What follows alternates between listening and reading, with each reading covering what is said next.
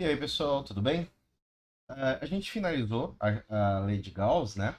E agora a gente vai retomar, conversando sobre a diferença de potencial elétrico, começando pela situação mais simples, que é uma situação que a gente já estudou no ensino médio, que vai ser o potencial elétrico dentro de um campo uniforme, tá? Então a gente vai considerar uma carga mais que, uma carga positiva, e ela vai estar se movendo na direção de um campo elétrico uniforme e, tá?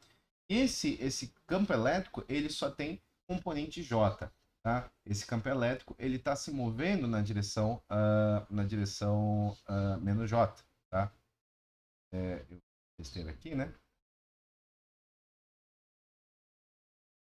Então é isso. Esse aqui é o nosso exemplo de campo, tá? É o nosso exemplo, onde a gente tem um campo elétrico uniforme, apontando para baixo, ele está na direção menos J, e a carga Q está se movendo dentro desse campo elétrico, tá? Como o caminho tomado é paralelo ao campo elétrico, então a diferença de potencial elétrico entre os pontos A e B vai ser dado, né, como o ΔV, né? O ΔV a gente já viu no ensino médio. Primeiro eu vou jogar aqui a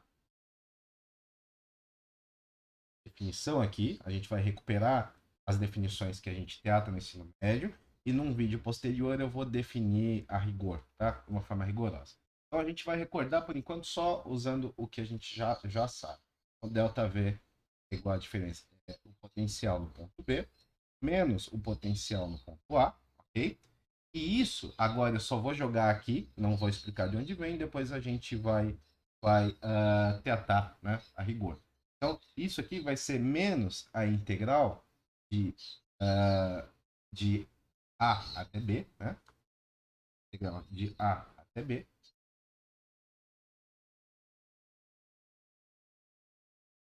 e do campo elétrico, tá? Escalar o elemento de caminho. Então, aqui a gente tem uma integral de caminho, né?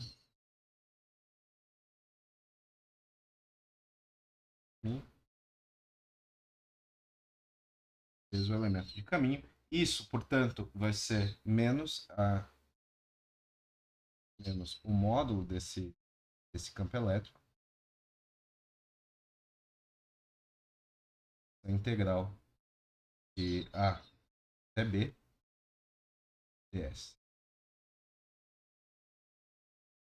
E isso, portanto, se no nosso caso, o caminho que ele percorreu é D, né? É D. Então, é igual a menos E, D, né? ED, e isso é menor que zero. Tá? É menor que zero. Então, é, é, isso é uma coisa que a gente consegue tirar da análise da nossa integral. Então, portanto, o ponto B ele está em um potencial menor comparado com o ponto A. Então, na verdade, as linhas de campo elétrico elas sempre apontam do potencial mais alto para o potencial mais baixo. A mudança de energia potencial, tá, vai ser ΔU, né? Portanto, vai ser a energia potencial no ponto B menos a energia potencial no ponto A, que vai ser menos Q vezes ED, né? Então, como o Q, a carga é maior que zero, para esse movimento, a variação de energia potencial é menor que zero. A energia potencial de uma carga positiva, ela cai quando ela se move ao longo da direção de um campo elétrico. Então, a forma, uma, uma analogia para a gente poder corresponder dentro da gravidade é a seguinte: a gente pode imaginar, quando a gente está tratando de um sistema que a gente está envolvendo a gravidade, e a gente já percebe, né, logo de cara, que o eletromagnetismo parece muito com a gravidade em muitos casos. Então, uma analogia do ponto de vista gravitacional é esse aqui. A gente tem, está muito grande ainda, dá uma diminuição, cabe na tela. Então é isso aqui. Bom, a gente tem, né? A gente é uma massa m, tá? A massa m sempre positiva e ela perde energia potencial, né? Porque delta U é menos mgd, né? Menos mgh, né? e ela move na direção, sempre que ela move na direção do campo gravitacional G, né? Isso acontece na gravidade, né?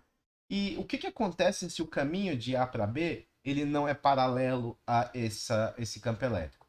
Mas ele, ao invés disso, esse caminho ele tem um ângulo θ com relação ao campo elétrico, né? A gente consegue, mesmo sem saber absolutamente nada de eletromag, né? Quando a gente relaciona, né, com a gravidade, a gente consegue encontrar a variação de potencial elétrico, né? Pensando na analogia com a gravidade. Agora, o que acontece nessa situação, né? O que acontece nessa situação em que o caminho ele faz um ângulo, tá? Um ângulo θ com o campo elétrico. Tá? Nesse caso, né? Nesse caso, a diferença de potencial elétrico vai ser, de novo, a gente só vai jogar aqui as fórmulas e mais adiante no próximo vídeo a gente explica de onde elas vêm. Então, ΔV vai ser o potencial no ponto B menos o potencial no ponto A, né? Isso vai ser, portanto, menos a integral de A até B de E ds. Isso aqui é uma integral de caminho, né? Uma integral de caminho, a gente espera, né, que a essa altura todo mundo já saiba fazer, né? Porque cálculo multivariável é um dos requisitos para o curso, né? Então, isso aqui vai ser simplesmente E menos E, né? Escalar o caminho. Menos E, escalar o caminho. E isso vai ser, portanto,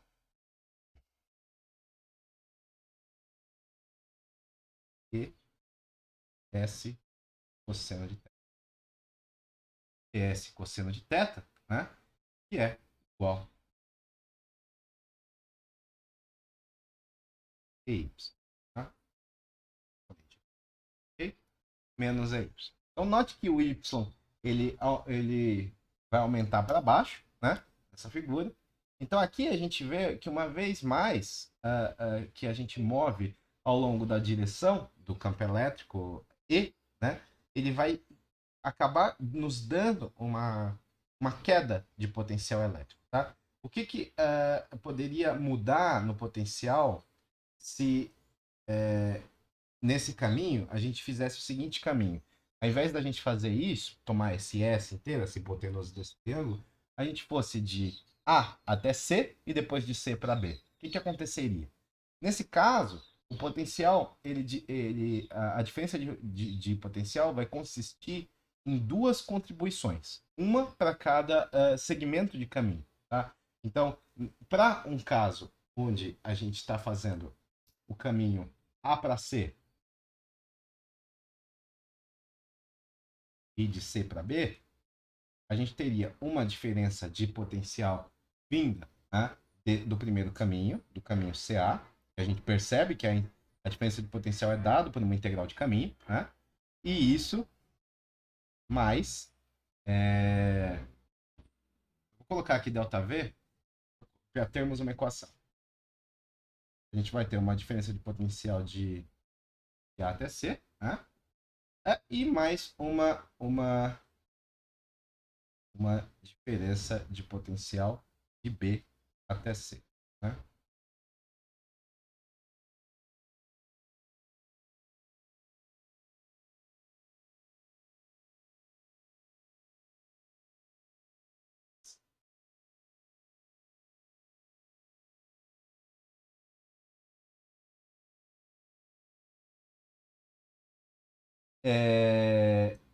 Então é isso. Tá? A gente teria dois. Né? Quando a gente está movendo de A até C, a diferença no potencial vai ser menos EY. Né? Quando a gente move de C até B, a diferença de potencial é zero, porque o caminho é perpendicular à direção do campo elétrico. E isso a gente vai tirar, que se ele é perpendicular à direção do campo elétrico, o produto escalar dá zero, tá? Então esse é o mesmo resultado que a gente obtém se a gente não tivesse usado esse caminho, a gente tivesse usado a hipotenusa. Então, no outro caminho que a gente tomou, a gente tem exatamente o mesmo resultado, menos EY, tá? Isso é consistente com o fato de que o campo elétrico é um campo vetorial conservativo. Então, para o caminho A até C e de C até B, o trabalho é realizado por esse campo apenas ao longo do segmento AC, que é paralelo às linhas de campo. Então, os pontos B e C, eles são os mesmos, eles têm os mesmos potenciais elétricos, ou seja, o potencial no ponto B é igual ao potencial no ponto C, porque a variação da energia, como a variação da energia potencial ΔU é Q vezes ΔV, isso significa que nenhum trabalho é necessário quando a gente move a carga do ponto B até o ponto C. E de fato, todos os pontos ao longo dessa linha reta, conectando B e C, eles estão na mesma linha equipotencial. Então, mais adiante a gente vai ter uma discussão, a gente vai fazer uma discussão mais completa para equipotencial, tá? Então, por isso, hoje a gente vai fechar nisso. Foi bem rápido, bem curto, e a gente vai tratar a ideia era tratar a tipo de potencial elétrico no campo elétrico mais simples possível, que é o campo elétrico uniforme, tá? Alguns resultados a gente tem no ensino médio, obviamente a gente não faz essa dedução com integral, a integral de linha, com produto escalar, mas os resultados são coerentes com os resultados que a gente tem na eletricidade do ensino médio, né?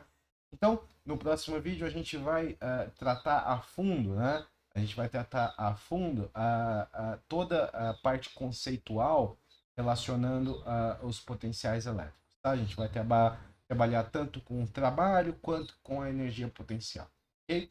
Então era isso por hoje e até o próximo vídeo. Tchau, tchau.